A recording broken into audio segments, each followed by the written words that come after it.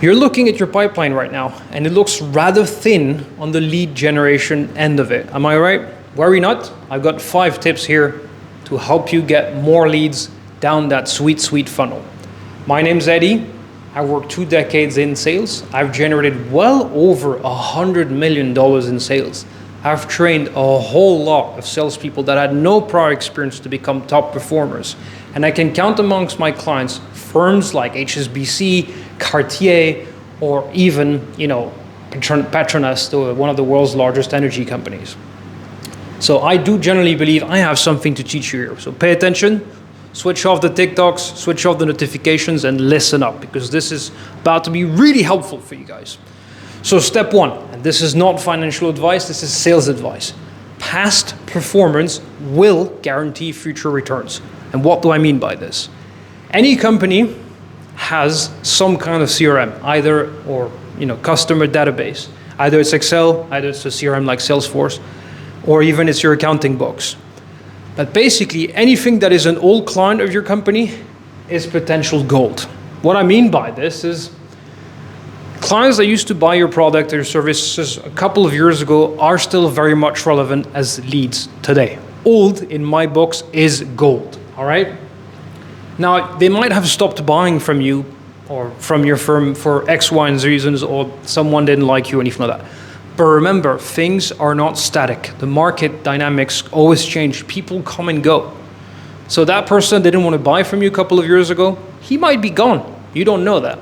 Or hell, that guy that used to buy from you, he might have left to some other company. Why are you not talking to him in that sense? So I'm just saying, this happens far more often than you imagine. I'll give you 2 stories here. In my previous employment, the largest client we had in Malaysia, because I used to work in Malaysia, was Petronas, the oil and gas company. My firm back then hadn't worked for them for 11 years. And guess what? When I checked the bloody CRM, nobody had contacted them. 11 years, and this used to be 15% of the billings we used to do. You know what? I was on top of my game. I went straight afterwards. But let's go back in time even further. My first sales job, I was selling supplies for hotels here. So imagine, conference tables, chairs, the lot, right? This was my first job. I was freaking out. None of the salespeople was particularly helping me or doing anything, and there was no real training on board. So I figured maybe I should look at what the company did. So I went to speak to the head accountant, who told me gingerly that no salesperson in that firm had ever spoken to her. And I asked her, can I see the books? Can I see who we had as customers? And she told me, I can't show you anything that is less than 3 years old, but I can show you anything that's older. And that company was 50 years old.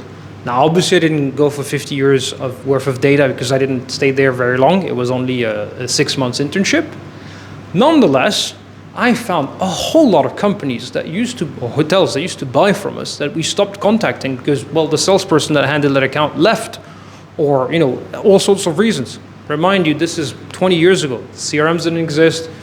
They were still very much paper-based, interestingly enough. Nonetheless, I generated so many leads just by looking at what we did in the past. I invite you to do the same. It could be your CRM, could be your accountants. Go figure it out. Which leads me to point number 2. Widen your scope of work. What do I mean by this? And it's going to sound shockingly easy, but nonetheless, again, I see so many of you not doing that. If you've managed to convince one company to buy from you, go after every single one of their competitors. All right? Also, look at who your competitors have as clients. Go after them. It sounds silly, but your clients' competitors and your competitors' clients are just as desirable. And if all else fails, let's say you're working in the US and your market is in the US. Look at what your competitors are doing in the UK or in Australia or in Japan or wherever it is. You'll always find ways or leads this way. Companies you did not know, they might even actually move to your market. You don't know. But the world is a big place. And as I said, there's dynamics in the market you can't always, foresee. Now, in my case, many years ago, I cracked the case on the theme park industry. I closed Disney, and then I went through all their different competitors. It didn't bother me that all of them were working for me at some point. It didn't matter. But the effort I put convincing Disney was exactly the same to get the Six Flags or any of the other players. Same for luxury goods in another employment. You get one, you get all of them. I'm not saying all of them will buy from you. It's just, again, past performance will guarantee future results. You've already cracked that case. Which leads me to point number 3. Monitor your market. Monitor, monitor, monitor, monitor. What does that mean? Look at the news. Look at the socials. Look at what is going on. Remember, the market is always evolving. Good news is great news for you. If some of your prospects or some of your clients are doing great, then all the more reasons to get in touch with them to discuss future expansions. Or the opposite. Bad news is great news. You're doing terrible as a business. Well, my product will, settle you back up. You actually need to get out of here. If you don't change anything, entropy happens, and then we'll go out of business. Same thing. Startups happen. Merger and acquisitions happen. You don't know. New companies enter from abroad into your market. You have no clue. The market is ever changing. All right? So look at it this way. Whatever is happening, you will see it some way, in one way, shape, or form in the news. Put APIs on Google about your industry or whoever you're working with. It will deliver passively leads every day, if not every week, or if not every month. It depends on what's going on in your industry. But this is passive. I can tell you one thing. In sales, there's 3 ways to succeed. Be first, cheat, or be the best. Now, I don't cheat, but I can assure you it's a whole lot easier to be first. Now, let me give you an example. In my previous employment, a lot of the clients that I had were in the project or real estate divisions.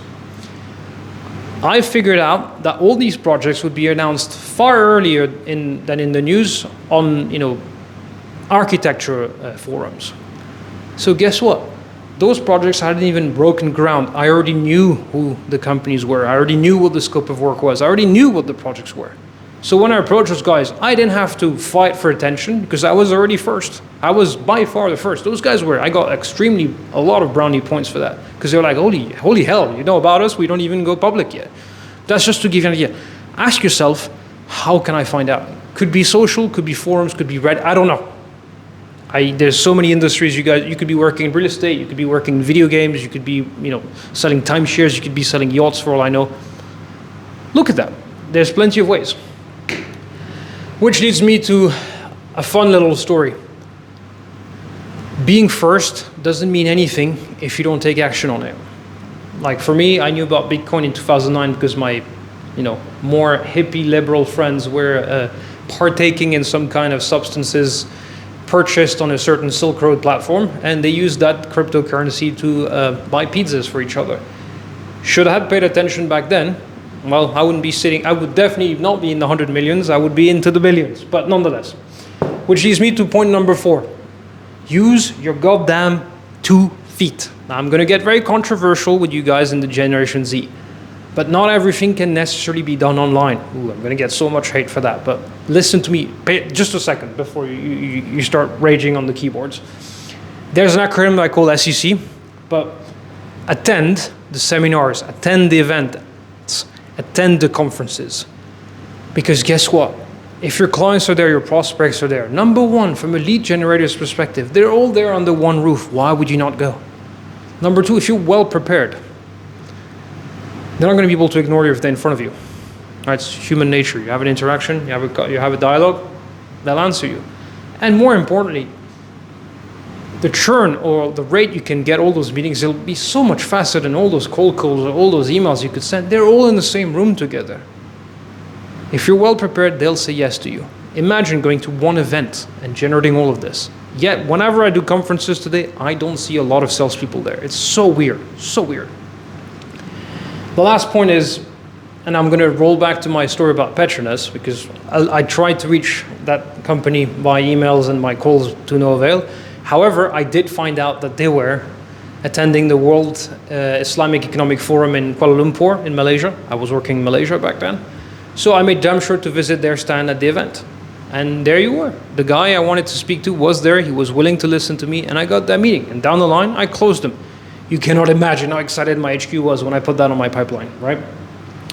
The additional point that I want to put on the field intel is, I understand that attending a lead buffet like that is not always possible because it might be on the other side of the world or it might be on the other side of the country. But leverage your laziness there. look for on the corporate website of that conference or that event if there's, the sponsors that are listed there, if there's an attendee list, there's always ways to gather information. If all else fails, you can even go just on the socials, YouTube, LinkedIn, whatever, and try and see who is tagged in every post. It's that simple. Now, I'm not saying it's, the end all be all game, but it has worked for me, and it still works for me today. Leading me to problem number 5, and this one's a bit more intellectual and more theoretical, but I want you to look back at the early days of the company you're working for. When it started, the product or the servicing you're currently selling was there to solve a problem. Entrepreneurs call it the problem space. What was that problem? And who was it trying to solve the problems for? So 2 reasons. Number 1, the ideal client profile that your company set up all these years ago, they might be ways that problem is faced by other people in different spaces. For example, in my trade, in a past trade, I knew that the frequent traveler was a avid client of my industry. I also found out that the avid traveler is also an avid hotel stayer, so I also spoke to the hotels. That's just to give you an idea. But also, when you're looking at into this problem-solving space, think about going upstream and downstream. What do I mean by this? If you're working with one set industry, look at who is in charge or who is related to that business further downstream to their business, and vice versa. Let me give you an example. When I was doing that job in that hotel supply business, I looked at downstream. Who else is using these kind of goods or these kind of products? So tables, chairs, etc. Wedding halls, conference halls.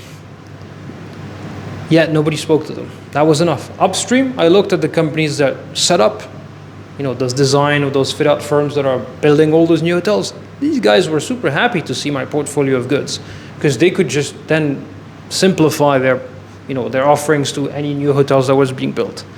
Let me give you another example of a very different industry that I have no connections with. Nonetheless, I'm helping one of their executives trying to grow their business. That individual is selling logins to a tender page.